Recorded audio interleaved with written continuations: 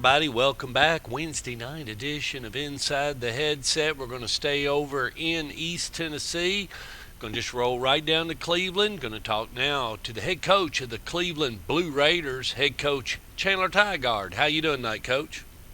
I'm good, Stork. How you doing, man? Doing great, doing great. And we want to start off the show by saying, Coach Tygard, we do appreciate you cooperating with us as we did jostle that schedule a little bit. We were scheduled to come your way this Friday night, but we've shifted some things, and we are still coming your way. But it's gonna be a little delay. But looking forward to coming down to Cleveland. Yeah, it's all good, man. I can't wait to see you and Judy the Beauty and Anthony and all you guys rolling down, bringing Stork Vision to Cleveland. That's going to be really neat for our people. I've bragged on you guys for now a year and a half, so I'm excited for everybody to see it. Well, probably Dean Fox will make that trip as he lives in the Maryville area, so we may get the space capsule down there to Cleveland. So he'll be hovering around. That guy's a slick guy, but one of the best stats keeper, and we enjoy Dean as he joins us on each and every Friday night, hovering high above us. Well. What's going on over in Cleveland? Talk to me, Coach. What you got going on? It's since we talked in spring. Man, we're busy. So we open up with the Clinton Dragons. They're coming down here. They got a new coach. They got a bunch of transfers. They got a 6'6" all-state wide receiver. He had 200 yards receiving in a scrimmage leading up to the game, and we got a lot of new things going on. So it's our home opener. We got brand new uniforms. We switched from Under Armour to Nike down here, so we got some nice stuff. We got LED lights that just got put in, so they do a flashing show on touchdowns and for the team entrance in the third quarter. They're talking about playing jump around and turning on blue lights and doing all that kind of stuff. Working on jumbotron videos right now. I'm actually still down in the field house, and we got a lot going on, but we're expected to have a good home opener and good crowd. Well, offensively, your course going to run 50,000 kooky plays, but you got those guys zeroed in, and it's entertaining football, Coach, no doubt. You run an entertaining Friday night.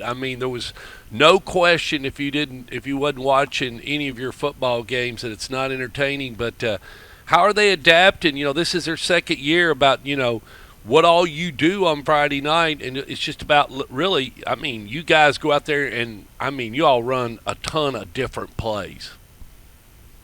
And it's me and Coach Ringles, we were together at Blackman, and we were saying we didn't think we'd have it again to where we had a bunch of big-time wide receivers and we could throw it around as good as we did at Blackman. But we're not quite there, but we're getting close, man. We've got some big-time outside receivers that, have got some Division I offers and about to get a lot more this year. We've got 2 tight ends, so we've got another big tight end kind of similar to Ben Marshall and another guy that's fast just like him. And so the only difference is we're running more personnel groupings. So we're doing we can go from 5 wide one play to 5 tight ends the next play. And, we're kind of doing more like Oakland does to where you get a whole lot more shifts and motions and formations. And I was actually on the phone with Coach Creasy this week. So we're trying to be more multiple just because of who we're having to play in our region. And we have a lot less players than everyone else we play against. So we've got to use every single kid on the roster. So we're not just going to play with the same personnel the whole time like we did at Blackman. Now we can be a little more multiple than what we did there. But we're still going fast, man. You're still going to see a lot of similarities, a lot of the same plays. It's still using multiple quarterbacks and trick plays and, swinging gates and onside kicks and all that stuff. Well, when you call Coach Creasy and, playing with him in the league and then talking to him from kind of the different outside angle that you were able to get him on the phone with, and you're talking to him about dialing up some, how he goes about it, it's a different conversation, isn't it, Coach? Yeah, we always got along, even before I got to Blackman, and then especially just going against each other. I guess we, have a lot more respect for each other, game planning against us and stuff like that. But we talk on occasion, and he's as good an offensive play caller as there is in Tennessee, and will ever be. And even though we're in different kind of systems, they're more wing T, but they're so multiple. and I'm quote unquote a spread person, but we run a lot of the same things. It just kind of looks different, but the way we go about it is kind of similar, and we're emulating a lot of the things they do. Not just them. We traveled around this offseason. I went and visited a school out in Oklahoma and pulled some things from them. We brought in a consultant from Arkansas and got some ideas from that coach. And, so we're always looking for new ways to do things. I think there's a formula at Cleveland to win. We're just got to find it. And so, year two, we've changed some things, and we're hoping we catch on to that formula this year. Well, and, even for Rockvale, when I look at them, I was talking to Coach Gutt, what is the goal? Well, the goal now, because the two top teams right now are that battle usually for round 3 is Riverdale and Oakland, so you're looking for one of those slots. Let's be honest. That's where you want to go. You want to go to, if you're at round 1, let's get to round 3. Let's at least get to where we're consistent getting to round 3. Then we can talk about getting through round 4 and 5.